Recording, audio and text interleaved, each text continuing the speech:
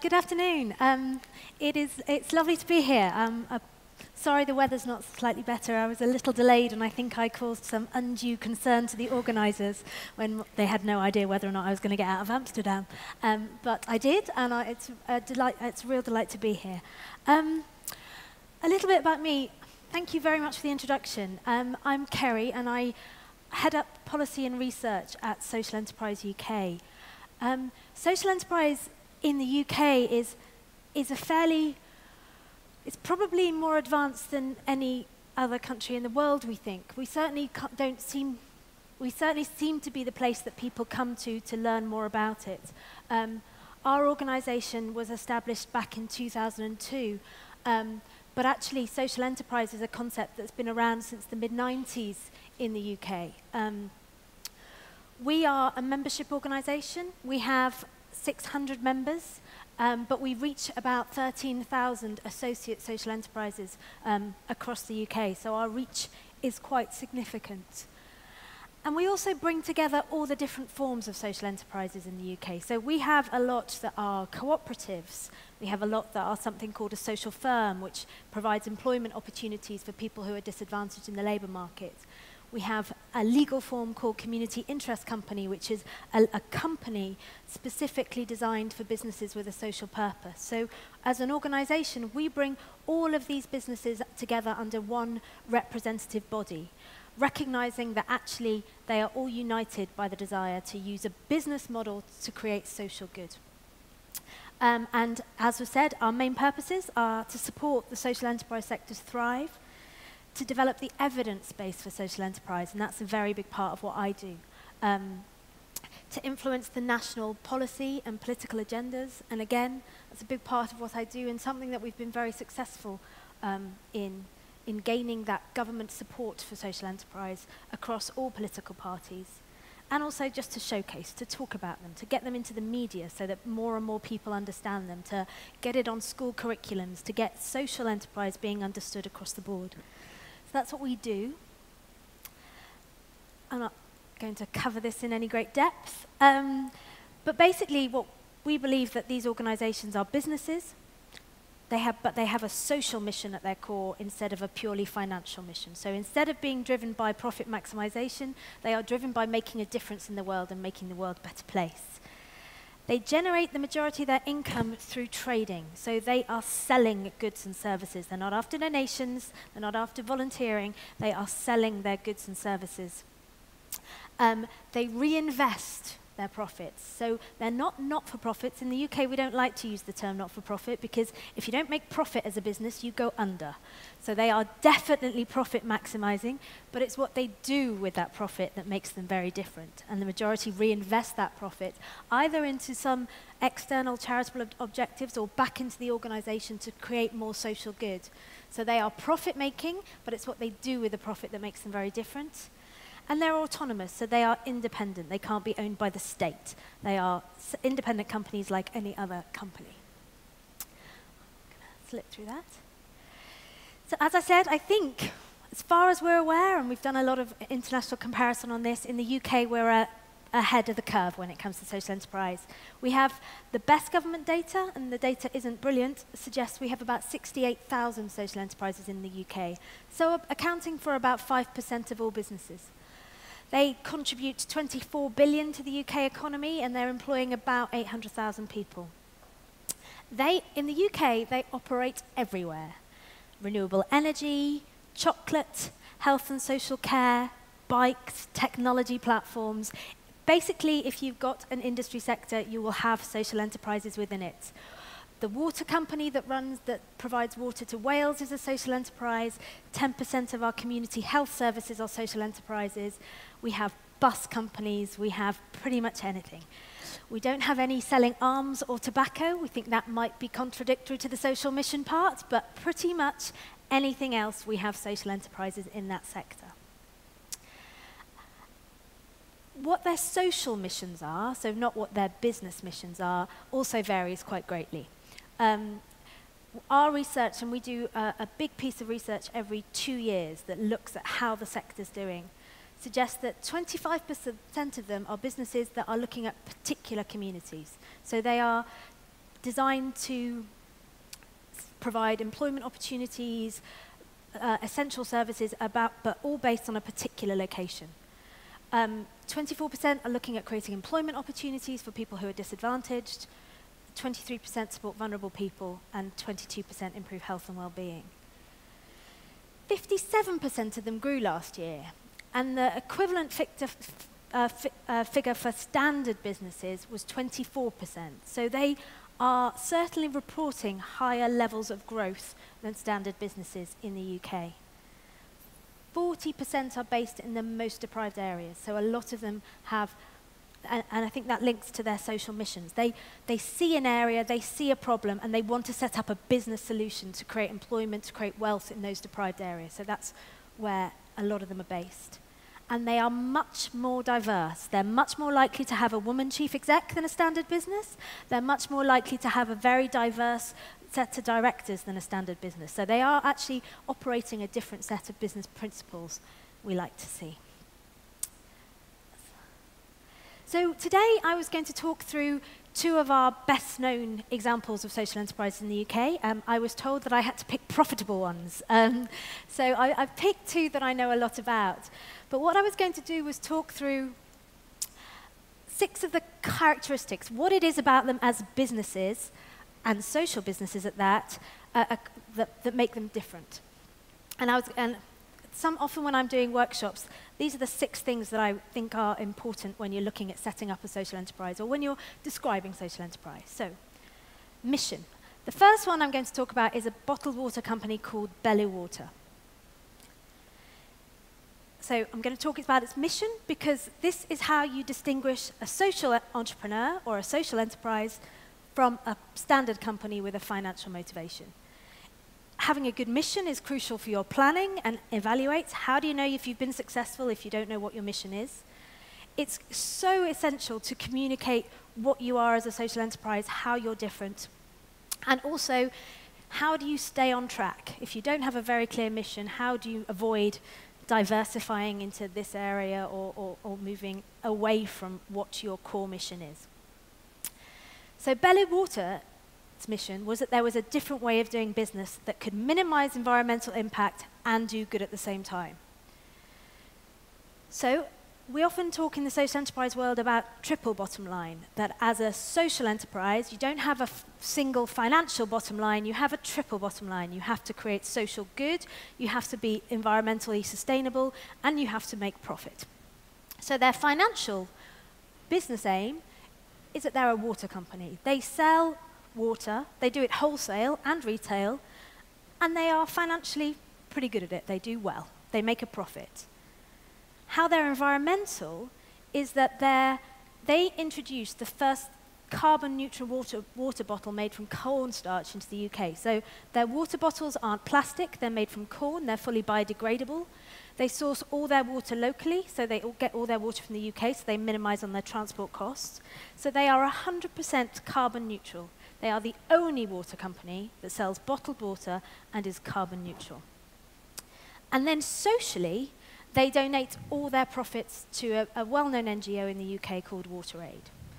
So they have a financial mission, they're selling water, highly competitive. They have an environmental mission in that they introduced the first cornstarch bottles, the first biodegradable equivalent plastic water bottle, and then they donate their profits to an NGO as well. And I think they've given, so far in the last 2 years, £500,000 to WaterAid. So it's not insignificant, the contribution they are making to that NGO. So how do they differentiate themselves in the market? So who are their competitors? Who are their stakeholders? How do they identify that there was unmet need there? And I think these are the questions that a lot of social enterprises have to answer when they're setting up. Is there a need for what I'm doing? Who are my competitors and who are my stakeholders? And I think this is where it's quite different for a social enterprise than it can be for a standard business. So firstly, there wasn't any other carbon neutral water bottles out there, so they were pretty confident that they were meeting an unmet need. However, massively competitive market. probably can't get much more competitive than the water industry. You're competing against Evian and Perrier and all of these incredibly well-known brands. So they had to determine whether or not they could differentiate themselves. Could they create a differential brand by being a social enterprise? And then they had to look at their stakeholders very differently. So they have a big part of their stakeholder is their social mission. So they, WaterAid, have a real say in the organization and a real relationship with them. So that's also critical to think about. They had to look at where they were going to get their money from, whether it was trading income, whether they could get government money. And for them, it was very much the trading was critical. So they got a lot of investment up front because it was quite a sexy product. Never been done before. No one had created a sustainable, biodegradable water bottle before. But after 5 years, they found that they weren't making a profit. And I think this is, again, where social enterprises sometimes lose sight of the end goal. So they'd created this water bottle because they were environmentally driven. But what they hadn't done was reevaluate the business and whether the business was making a profit. And if they don't make a profit, then WaterAid doesn't get very much money, and the investors certainly don't get the return back. And so they'd got themselves into a bit of a stalwart. So what they did was bring in someone new to evaluate how their business was operating. And what they found was that they were doing direct distribution, so they were selling directly to restaurants, when actually what they needed to do was shift to a wholesale model. This resulted in them reducing their turnover, but their profit went up monumentally. So they simplified their business model. The other thing that they used to do, they used to do all of their social good themselves. They used to manage their own safe water projects. Now, they're a water company. They should know about distribution and marketing, and they should know about retail industry. They don't need to know about how to build wells in Africa. There are other people that know how to build wells in Africa. So at first, though, they tried to do everything themselves. And then they realized that actually it was better if they focused on the business and they worked with a partner who understand the social side to do the social bit. It's very similar to your point about let's not create another charity. Can we make charities more effective? I think it's the same here. They initially tried to do everything themselves, and then they realized that actually they should focus on the business and allow another group who are incredibly skilled at building wells in where they were most needed in Africa to do that part of it. So they very much changed their business models. And they started to do incredibly well. And as I said, they gave £500,000 away in the last year, so on the last 2 years. So they're doing incredibly well. They also recognized that their skills had to change. So the guy who set it up is an incredibly visionary entrepreneur. Ideas out of more than he knows what to do with. But he wasn't the person to take the business to scale. He wasn't the person who was good at logistics and distribution networks and marketing and all of those things that are so critical to a successful business.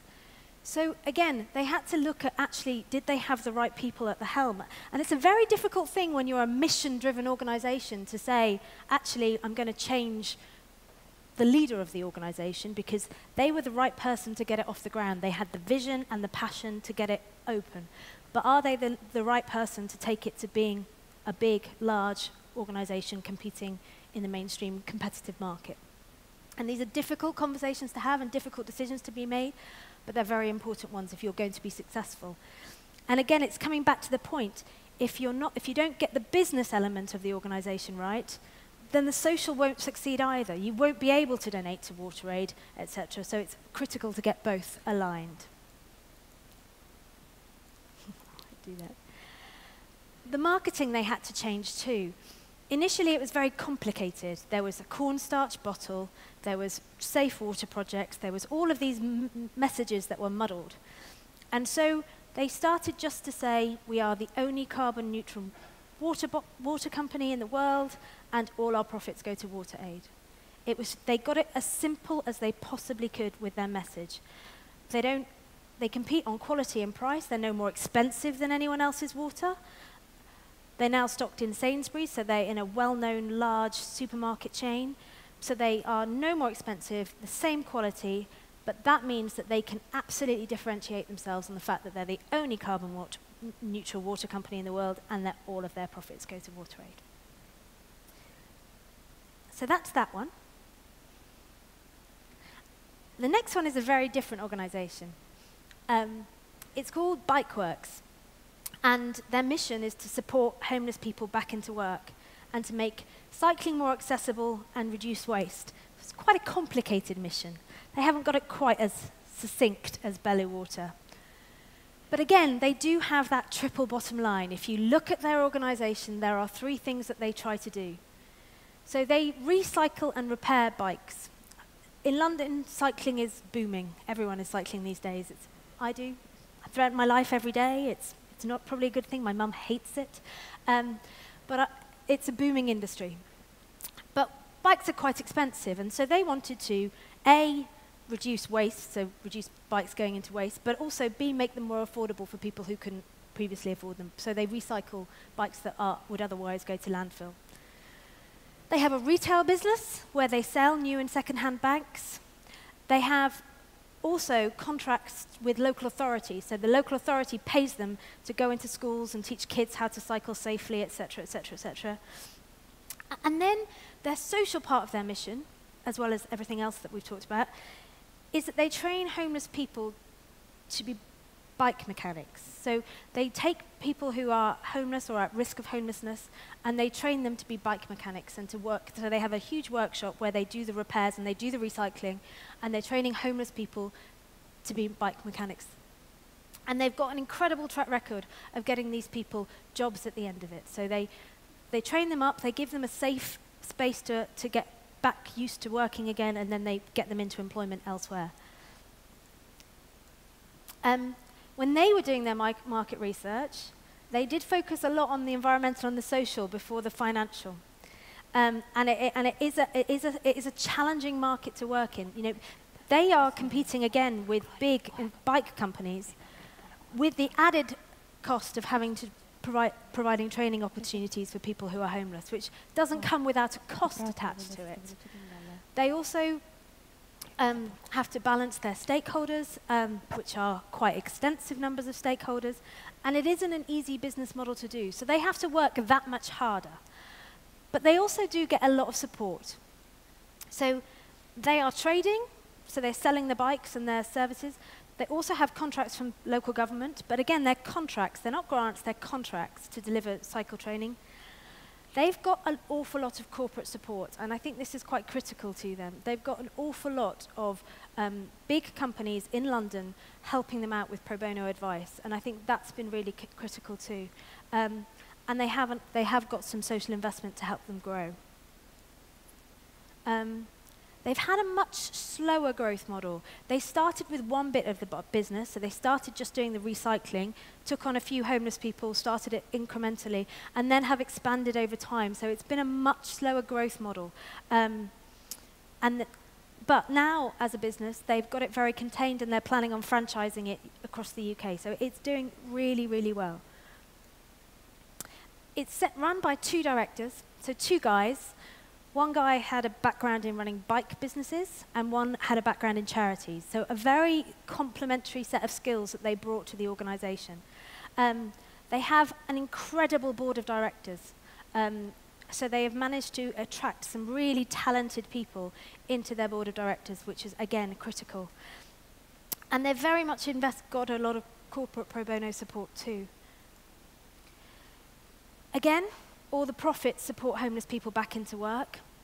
They're competing on quality and price. They have to. Why would people in the general public buy a bike from them? It has to be the same price as their main competitor, but providing all of this additional support to homeless people as well. So that's their business. I'm actually not going to go through that. I've got 15 minutes left for questions. My job is to know a lot about social enterprise, so ask me anything. Honestly, it's quite extensive, so please don't feel you have to ask with just regard to these organisations. If there's anything else about what's going on in the UK that anyone would like to know about, I would be very happy to answer questions on that too.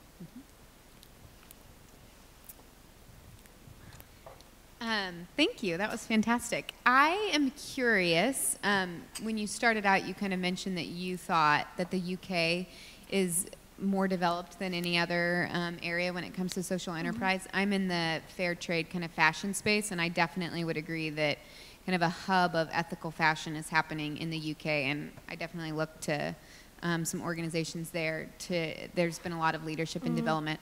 Do you have any insight as to why, what it is about the culture or the community or what's happening that's kind of creating that? And then the second component of that, is there anything that you can see in whatever it is that's kind of causing that can kind of be outsourced or, or you know, transferred to different countries or communities?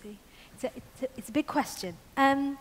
I have a slide that I do when we get a lot of delegations from around the world who come to visit us to find out what we're doing.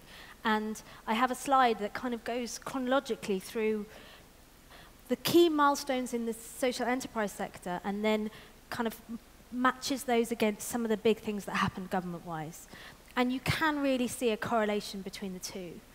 But also I think there have been some big external factors that resulted in the shocking growth. So in the mid-80s, in the recession, you found that a lot of, when certain industries stopped being productive, so when our coal industry failed, you found that there were certain communities that responded to that by generating community-owned businesses. So we have a history. So partly it's historical. We have a big cooperative movement that's always been around in the UK, so there's been this historical thing. But then basically in the last 12 years, the government has been supportive. There's been a foundation for social entrepreneurs that gives startup grants called Unlimited that was set up by the government in 2000 or just after. They were instrumental in our organization starting up to provide that independent voice. We have a thriving social investment space, and partly that comes down to a report that was done by one guy in early 2000s on looking at how there was actually market failure when it came to getting certain kinds of investment into certain kind of organizations. And I think that catalyzed the market development in social investment. I think we have a thriving fair trade movement that's talked about a lot, and I think that catalyzes an awareness about social businesses. So I think that there are a lot of different things, but if you plot how the sector has grown in profile and awareness and some of the big things that have happened to the sector, and you plot some of the things that the government did. So in 2005, the UK government set up a specific legal form for social enterprises. So they didn't have to use other people's legal forms anymore and adapt them to what they wanted to be and kind of not be very clear. They actually created a legal form designed specifically for social enterprise, and I think that was part of the catalyst. But I think these are all incremental things, but it's just that if you look at them, there's definitely a correlation between the two. Thank you. One question is there. Hello, thank you for the passionate but very practical presentation. I work with an issue of impact evaluation, of social impact evaluation. Yep. And I know that in UK there's a lot of work done by the investment funds to kind of measure the impact of their investments. But my question goes a bit for the social enterprises themselves. And can you give me an estimate or your opinion of how many of social enterprises do some work to measure their impact themselves? And the second part of the question is difficult to answer, but have you any example? What do they do if they find out after 4 years of passionate work that while they met the profits, they actually made none, if ever, social impact? Have you seen an example of organization coping with this negative message? I will have a much better answer for you on the social impact in about 4 months when my data comes back, when I've surveyed everyone and I've asked them. But last time I asked that question, it was less than 30%. But I think a lot of them, if they're working in public services, so if they're in social care or children's services, they have to report to the contracting body, so the local authority or the council or whoever. So a lot of them will do it in some way. How many do a systematic organizational top to bottom DNA impact evaluation? I would imagine that that's less than 20%. But as I said, come back to me in 4 months and I'll give you a better number. Organizations that focus so much on the financial that I generally find the problem is the other way around. that they focus too much on the social and sometimes forget the business end. And sometimes they get the two conflated. I think, and I got an example of this. So an organization, a social enterprise that failed was, it was an environmental business. So it wanted to, that was its mission. Its mission was to create a more sustainable planet. But really what it was doing was, it was a tourism business. It was trying to get people round. It had an exhibition. It was getting, but they focused so much on the green and on the environmental that they forgot that they were in the tourism industry and that they needed to market themselves and they needed to make it attractive to the visitors, and they should probably have a cafe and do the things that good tourism businesses do. But they were so focused on the environmental part because that was their social mission that they forgot that the business they were in was tourism. And so I see it much more that way around than the ones that focus all on their commercial and forget their social. If that's an okay answer. Thank you. Any more questions? Do we have any question in Twitter? No. Okay. I have also one question. Where is the line between just the business and the social entrepreneur or social business? Where is the line? Yes. It's very difficult. I mean, I think with Belly Water, it's much easier to have a line. Because they have a very commercial operation. They know, they have a commercial distribution plan and they operate in that way. And their social mission is to donate their profits to WaterAid. So I think it's much easier for them to create that line. Mm-hmm. I think for an organization like Bikeworks, which employs homeless people as part of its actual operating business, I think they find it much harder because it's a day-to-day juggling act between how many homeless people can we support, how many can we train, etc. With how obviously we have a retail business and we have a local government business that we have to keep on top of and focus on as well. And I think they have a genuine, almost day-to-day balancing act to do. So I think for some it's a lot harder. And it really is completely intertwined, and they have to constantly check themselves, check all elements of their business and ensure that they're aligned. And I think some are much better at have a more, I mean, when I describe them, I would normally say a cross-subsidization model. So you make money over here and you do something social over here. And I think there it's easier to make that delineation between the social and the financial. But I think others, it is absolutely wedded together like that. So I think it varies. Business by business. None of them are the same. And one, yes, please. Hi, so you mentioned that you have a rather new development, or like 2005, and I think you said that there's a legal form yes. for social business. So I wondered if you could tell us a little bit about that. How is that?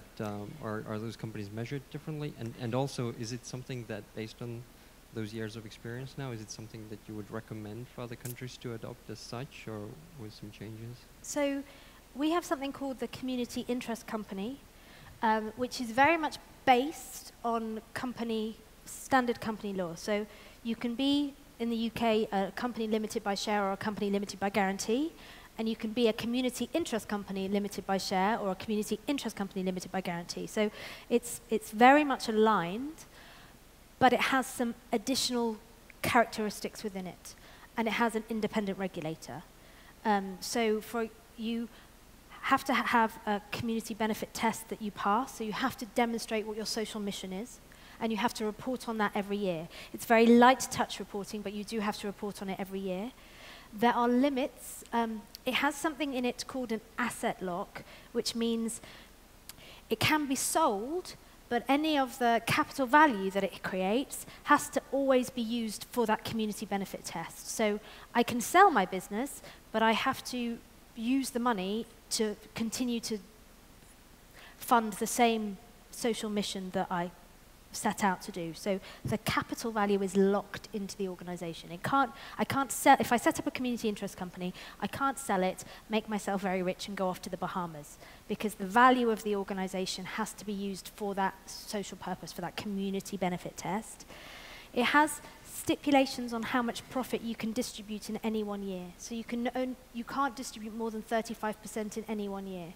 And again, you can't take any of the capital value, so that's only on incremental increases.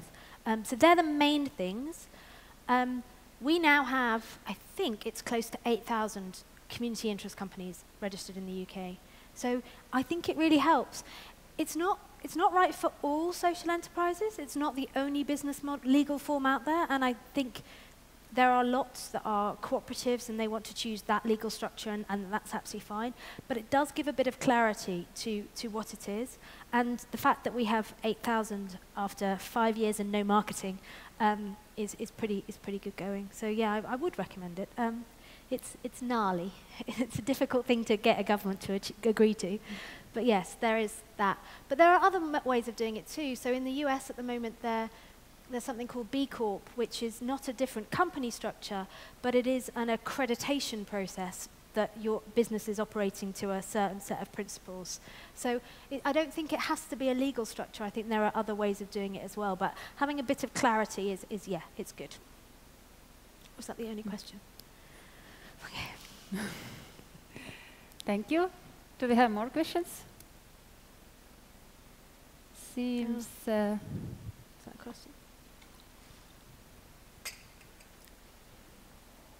Hello.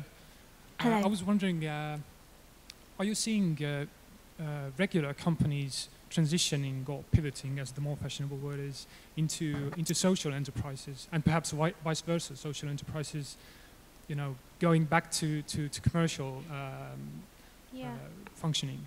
The second one first. I think it's harder for a social enterprise to become commercial because normally they have some protections in their governance that prevent that from happening.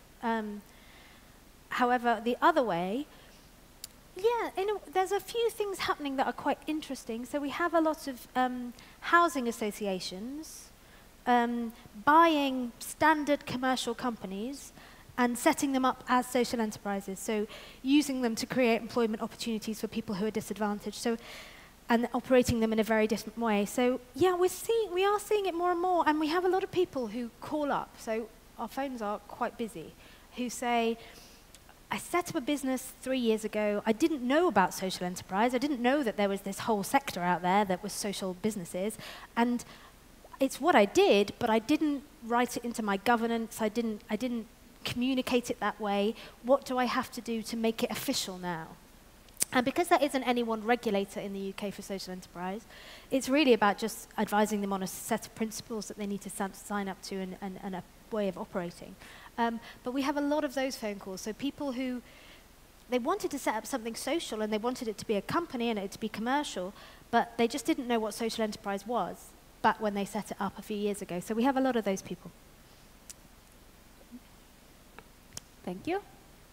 We have time for more questions, if anybody has. Yes, please. Thank you.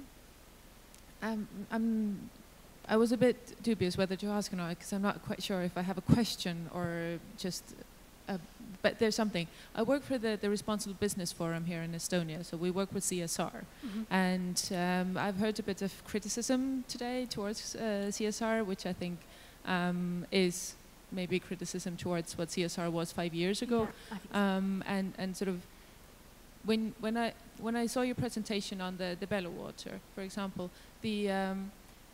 I know companies here in Estonia who pretty much do the same thing. Well, not like in the terms of bottled water, but who do make a profit and then sort of apart from their regular business, sort of do something social with their profits. So how do you sort of? Because for me, that's a bit. When I think of a social enterprise, I think of Bikeworks, yeah, where the whole sort of social idea is integrated mm-hmm. into their whole core business. Yeah. And to me, the sort of the Bello Water, that's more like just a company doing really well on CSR, by sort of just using your profit and letting someone else do something with it. Of course, it's a really good idea if you don't know how to set up wells in Africa. I really agree with that one. But to me, there's just a bit of a. I think the bit that makes them very different is the environmental element of what they do.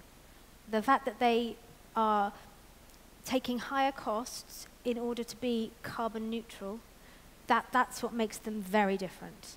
And the fact that all of their profits go, it's not a proportion, it's not 5%, it's not 10%, it's all of their profits. So they don't have shareholders, they are they are a profit reinvesting company. But I do see your point, and I do think CSR is changing, or certainly in the best businesses, not in all businesses. Of course.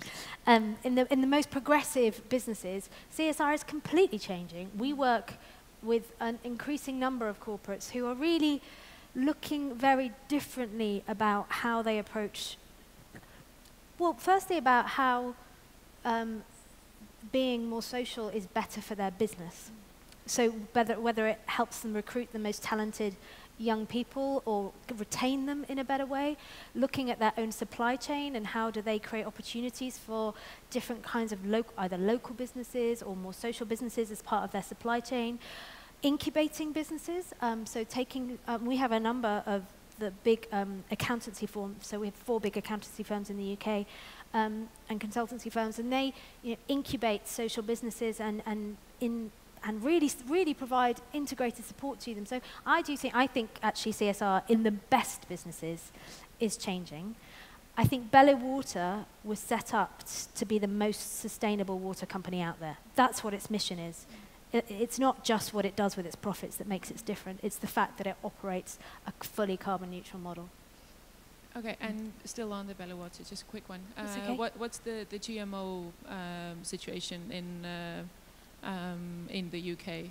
The GMO? Yeah, cornstarch. Are they using GMO corn? I don't regular know corn? that kind of detail. All right, all right. I was just curious. It's all on their website. They have a full environmental report. I'll check it out. But the detail on that, I have no idea. Yeah, all right. You're Thank you very much. So thank you very much. Do we have more questions? So seems not. So please give a big applause to Ceri Jones.